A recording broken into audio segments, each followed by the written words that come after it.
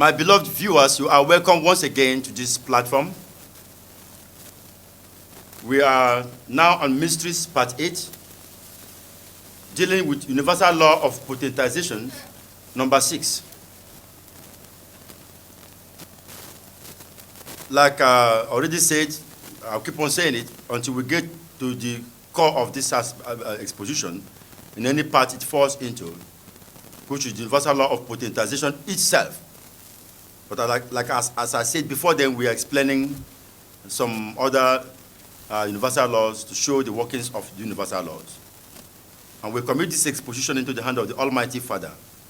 We pray for the guidance of His internal Spirit to lead us through, in the name of our Lord Jesus Christ. Amen.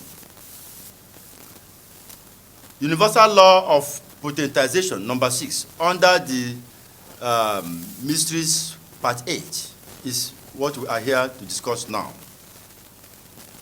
And we are dealing with the absolute aspect of destiny and the probable aspect of destiny under the universal law of predestination. We have already said in previous parts, which you may have probably watched, that predestination has to do with destiny, and destiny has its absolute aspect that can't change, and destiny has its probable aspect.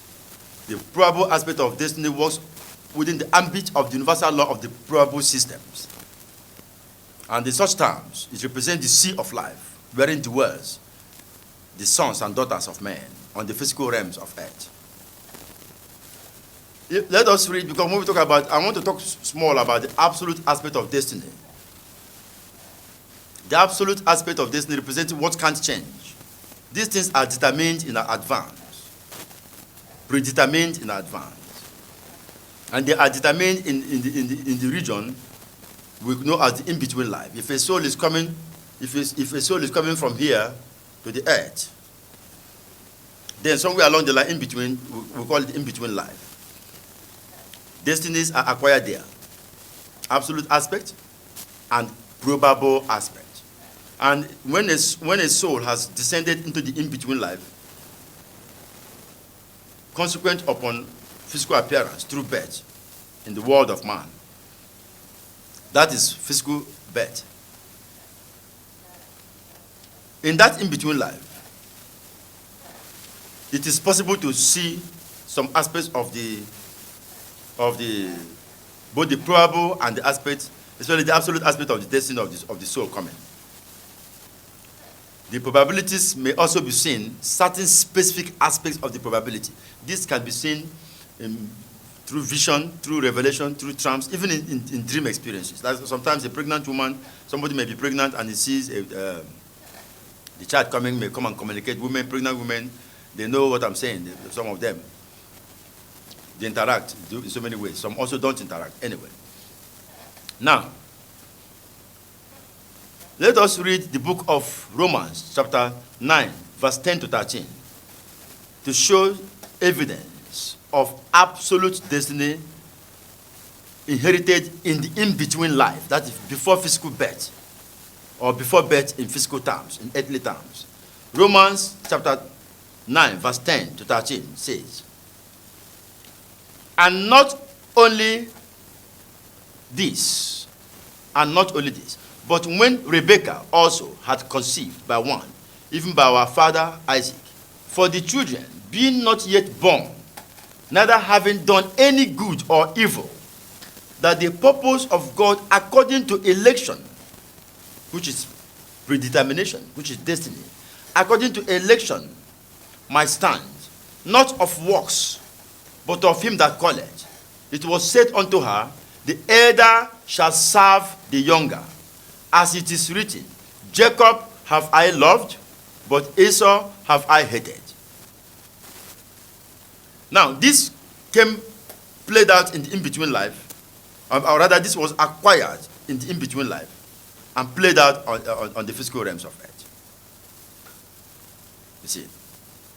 So, what we are saying is that the experiences occur along that line. And there are some, when we talk about death,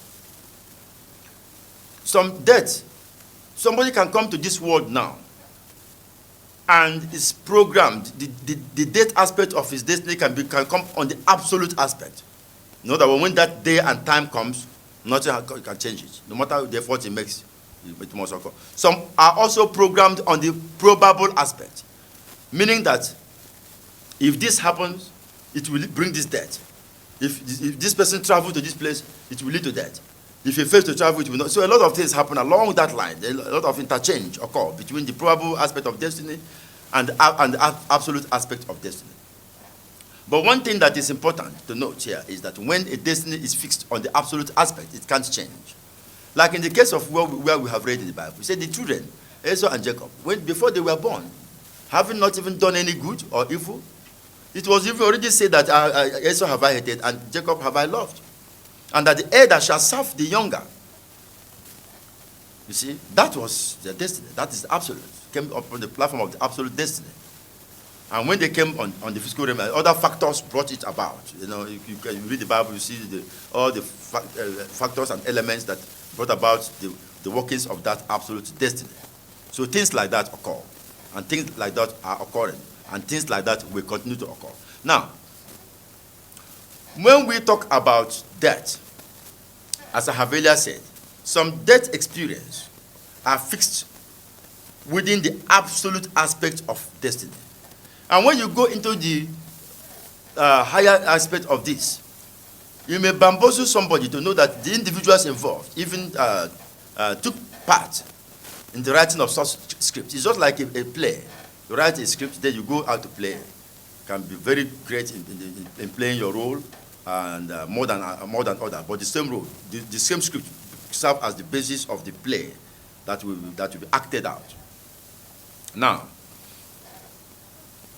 the absolute, let me give you an example of the absolute aspect of destiny related to death and other life experiences. Consider this experience, this illustration about a man. Before he was born, this man was born, his mother had a revelation. An angel of God came and told him, he said, the son that is coming, the child in your womb is a son. And when he comes to the physical world, he will be a good man. And he will also become very rich. Even at an early age, he will become very rich. And he will use his wealth to help people, to help the poor, to help the widows, the destitute, the indigent persons, amongst other things. He will be so good that when the king of the community dies, the community will crown him king. They will say, come and rule us because you've been so good. And he will become a king. And it will come to pass that when the hour of his death comes, he will be killed by a lion. So the woman woke up from this revelation and took note of everything. And to make the story short, in the course of time, everything played out as was revealed. The man became rich at the age of 17. Many things, factors. If he put his hand in even lottery, money will come. He played in anything, money everywhere. At the age of 27, he was so rich that he helped people.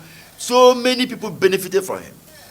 He rebuilt the community, gave a lot of amenities to the community, scholarship to everybody that couldn't afford to pay their school fees, widows, money. He spent his money helping people.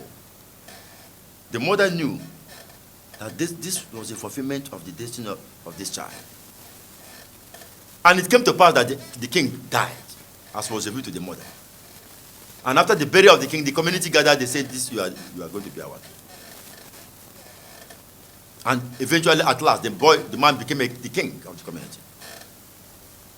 So when he became the king of the community, the mother now knew that he has come to the point of fulfilling all the good aspects. But the only thing that remaining is death. Because he said, when the time comes, he will be killed by a lion. The mother now said, no, this can't happen. But you see, that he will be killed by a lion was fixed on the absolute aspect of destiny. The mother said to herself, this won't happen. She made sure that the king constructed extraordinary mansion. Made sure that it is the fence of the mansion was programmed in such a manner that no animal can climb it. And apart from that, it was even electrocuted, that even if any animal attempts to climb it, the animal itself will be electrocuted to death. And apart from that, the woman also ensured that, made sure that security men, well-armed men, fortified special forces, that were taken from the police units, from the Air Force units, from the Army unit, well fortified, about 120. Anytime the man comes out of the palace, 30 well-armed special forces will be be in front, 30 at the back, 30 by this side, by the right side, 30 by left side. 120 well-armed. And apart from that, because any lion, anything lion, then apart from that, the mother convinced the king to make a law that any day here the king comes out to move in the community, whether walking with his legs or with any manner of movement of with vehicle or anything, no animal should be seen. Because the mother said, I don't know whether even fowl may come out before you know what's happening, turn to lion. So any manner of animal, as soon as the king comes out, any goat found, killed, anything. And the community obeyed that law. Any day it's going to come out to be announced, then all animals are kept away. The mother now rejoiced and said to herself, let me see where this lion will come and kill my son. So in her mind, she thought that, I have defeated this absolute, this destiny. That one cannot work. You see? Then it came to pass that one day the king became sick. The king became sick, and within a few days he died. The mother was extremely bamboozled. She said to herself, but an angel of the Lord told me everything the angel said they have all fulfilled. How come that this one did not fulfill as spoken by the Lord through the angel, that my son will be killed by a lion? Now my son has died ordinarily. No lion killed. But when the autopsy results came out concerning the death of the man, because as a king, he used to wear some pendants, He wears a pendant. The 3 pendants were the teeth of lions. So one day, as he dozed off, one of the teeth of the lion choked him here, and it was poisonous. It was infected. That infection was what killed the man. You see how that destiny was fulfilled. He will be killed by lion, and the pendant he wore himself, the teeth of lion, 3 teeth of lion he wore. One of them choked him, poisoned his system, and killed him. That is how these things work. They work that way. You see? Now, if you read the book of Jeremiah, chapter 1, verse 5, because this has to do with the absolute aspect of destiny of death. Like I said, there are absolute aspects of destiny of death. When somebody comes to the earth with that destiny, then whatever that was programmed to kill him or how nothing will happen about it. So it will be. But there are also probable aspects. Some human beings don't come with absolute aspect of destiny. They come with probable aspect of destiny. Some human beings have cheated death without knowing. So human beings, things programmed to kill them, we are deprogrammed and disarmed. And they continue to live without completely oblivious of the fact that even they have cheated them. Now, if you read the book of Jeremiah chapter 1, verse 5, it says, God was speaking to Jeremiah. He said, before I formed thee in the womb, in the belly, I knew thee. And before thou camest forth out of the womb, I sanctified thee. And I ordained thee a prophet unto the nation. That before he was born, these things were done by God. In the in-between life.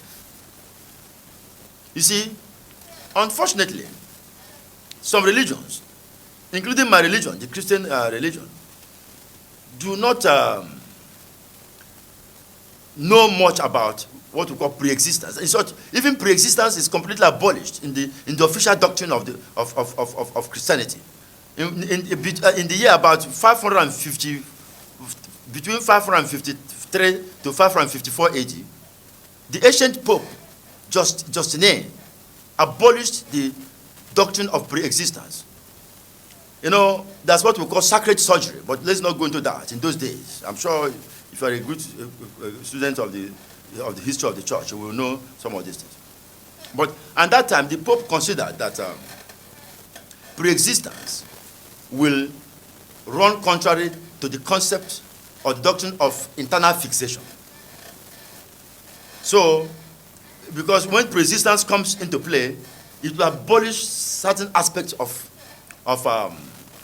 the standing pole of religion in mundane terms. So the Pope issued a decree, an edict, that whoever believed in the pre-existence of the soul and the consequent wonderful opinion of its return, let him be anathema.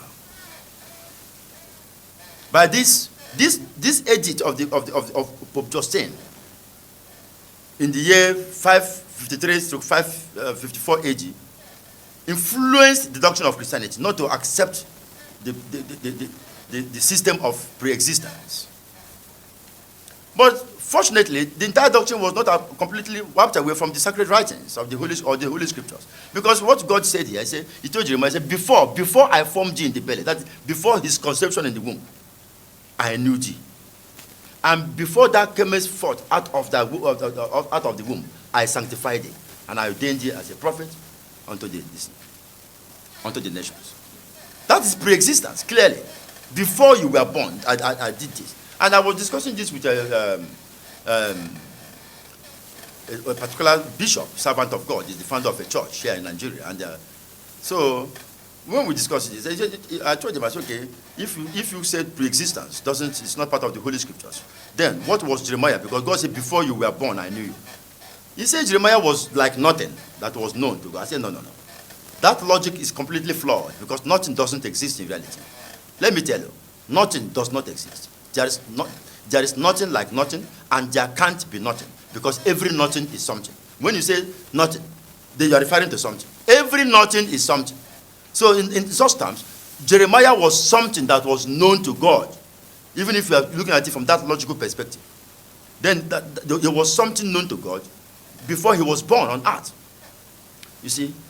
So what we are saying is that pre-existence, your existence did not begin from the day you entered your mother's womb. No. You are a spirit in the garb of soul. Spirit is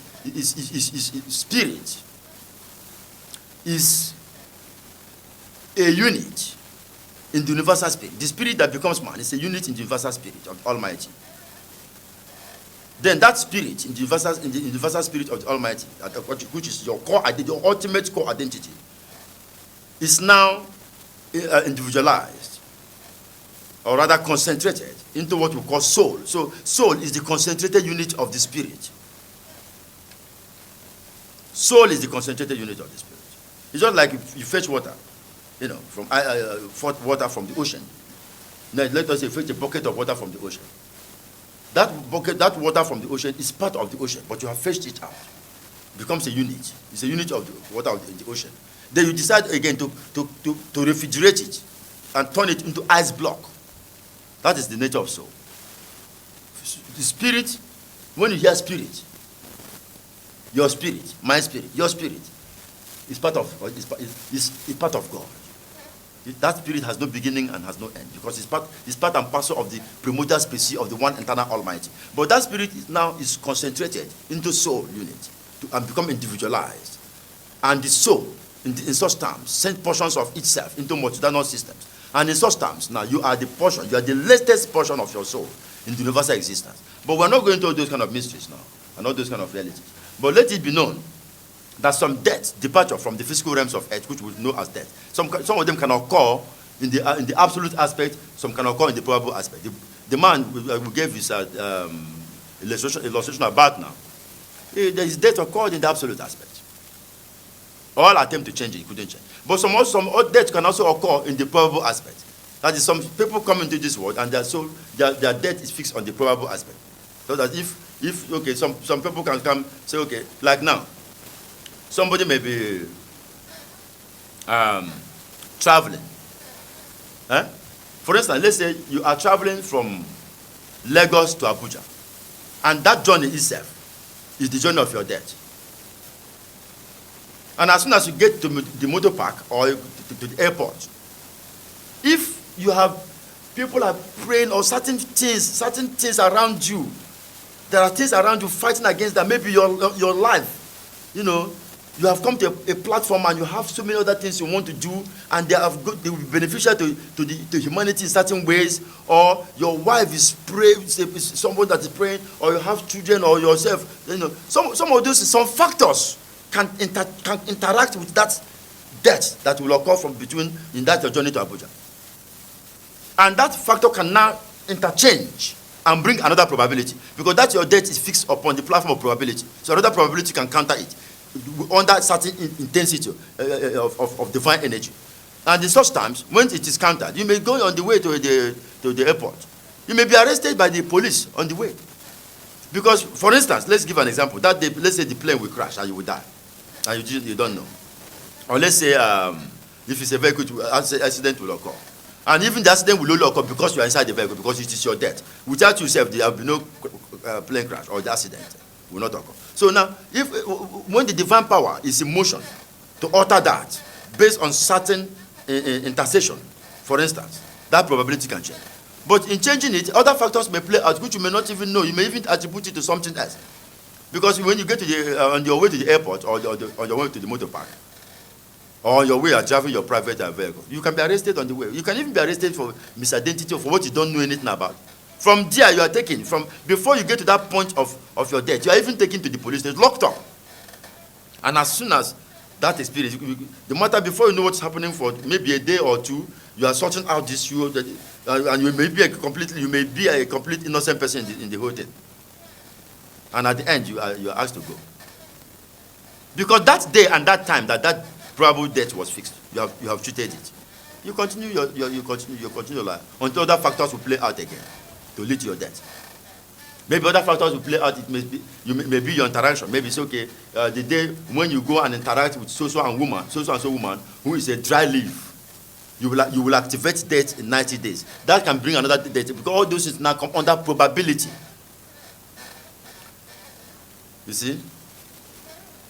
We even have a story in Nigeria here about when some military men were invited by the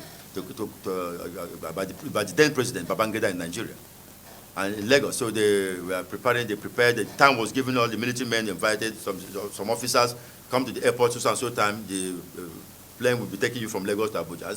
So they prepared. The one particular man, I think is a major, as he was preparing to come, the wife came out and started making trouble with him. And they started quarreling. The man said, "Let me go and come back." The woman said, "You are even going nowhere." He said, "The president and commander-in-chief invited us, and I'm one of those invited." He said, "I'm going nowhere." The woman said, "Okay, commander-in-chief, let him come and be commander-in-chief in this house. Today you are going nowhere." The woman started behaving like a demented fellow, in a manner she never behaved before. The man, every man, they fought. This and the man said, "Okay, when I come back." As they were doing that, the plane took off. All the persons gathered, they went their way. When the man succeeded in extricating himself from his wife and was driving to the airport, it was on the way before he got to the airport, the news of the plane crash came out. You even had it on the radio. You see how that man treated that. You see that these are the things we're talking about. And I want to give you an illustration about the probable aspect of death again. You know, now there was this incident that occurred. In the ancient times in Igbo land, precisely in Ihioma, which is within Olo Senatorial District of Imo State, Nigeria. An old man came out. His wife his son married, wife, no child. The son married another wife, 2 wives. But this man, the man was so old that he came out in the night, in the midnight, trying to warm himself on a fire that was kept outside. Then he saw 2 shadows. Like I said, the in-between life can be revealed. He saw 2 shadows, and they had them talking. One was the shadow of a man, one was the shadow of a woman. They now started discussing, we are coming to the end. They were arguing among themselves. This one said, "I will be born through this woman." The other one said, "No, okay, that woman is the one I will also be born through. Let us pass through there and come to the end." The other one, they said no. The other one said, "No, pass through the other woman too. He said, no, I don't want to pass through that other woman because she's very stingy. She doesn't like children. She doesn't buy things for children when she go to the market.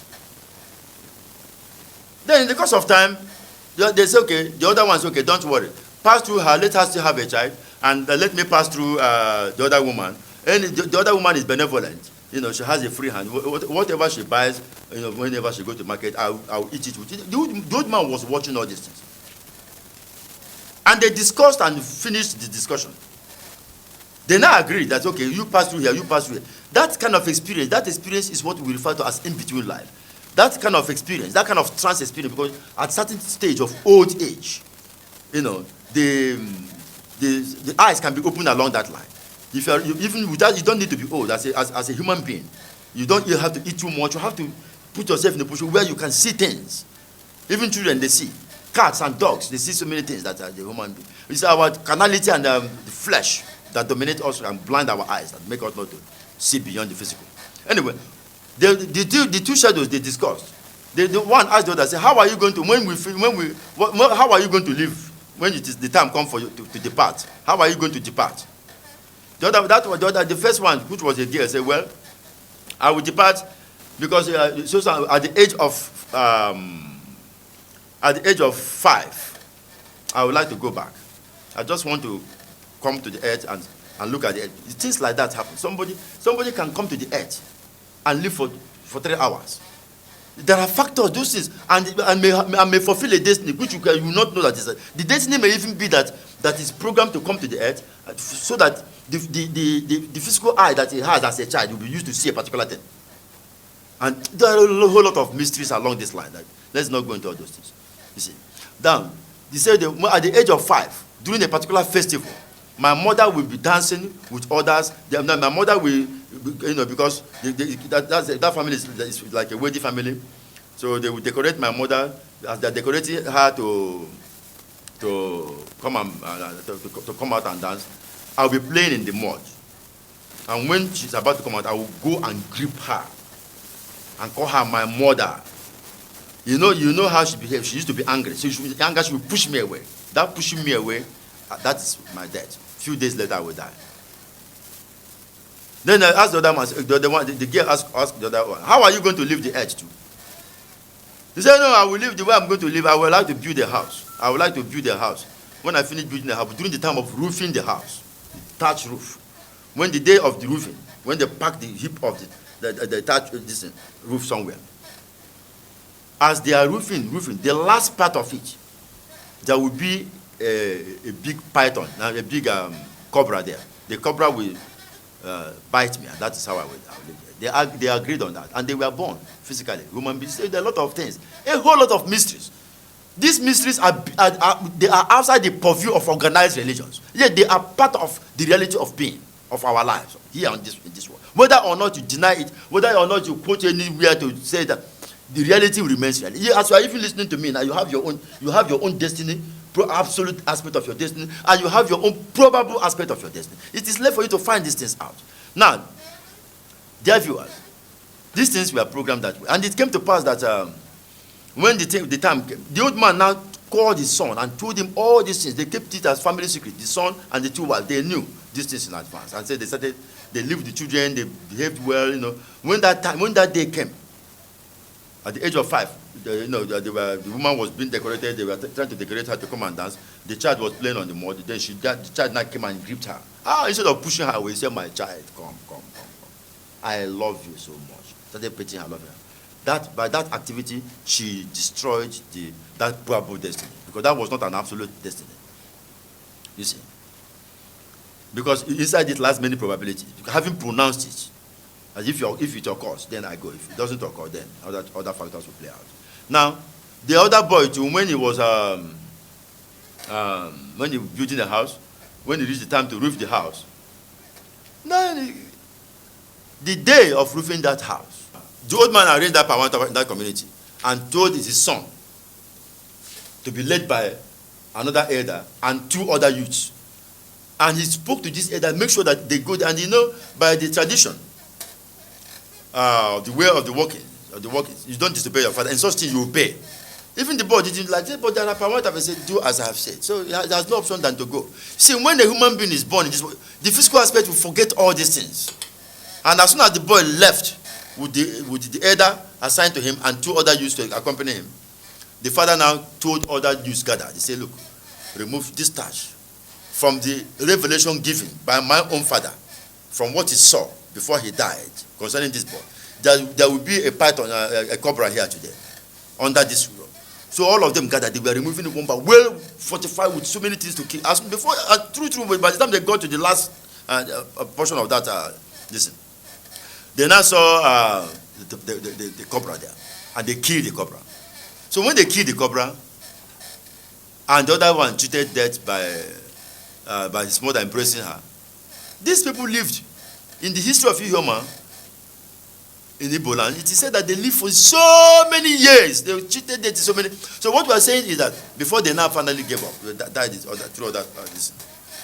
What we are saying is that as you are here now, as you are watching me, you can pray to the Holy Spirit to give you information about yourself, so that you know what belongs to you on the absolute aspect, so that you also use your freedom of choice to activate the benevolent aspect of your probabilities. That is the message we are passing across. And I pray that this message will salvage you, salvage someone somewhere. Because choices are there. You have the choice. You can make a choice by yourself. And you can also make a choice to elevate yourself, or a choice to degrade yourself. I pray that you be led by the Spirit of God to make choices in this world that will elevate you and not destroy you. In the name of our Lord and Savior, Jesus Christ. Amen. I pray also that the viewer of this message will have understanding in these things, that these mysteries are part of what we ought to know. Thank you, Almighty Father. I pray that beyond what I have said, expand this message to the hearers, so that it will become a guide to as many as seek divine guidance. In the mighty name of our Lord Jesus Christ. Amen.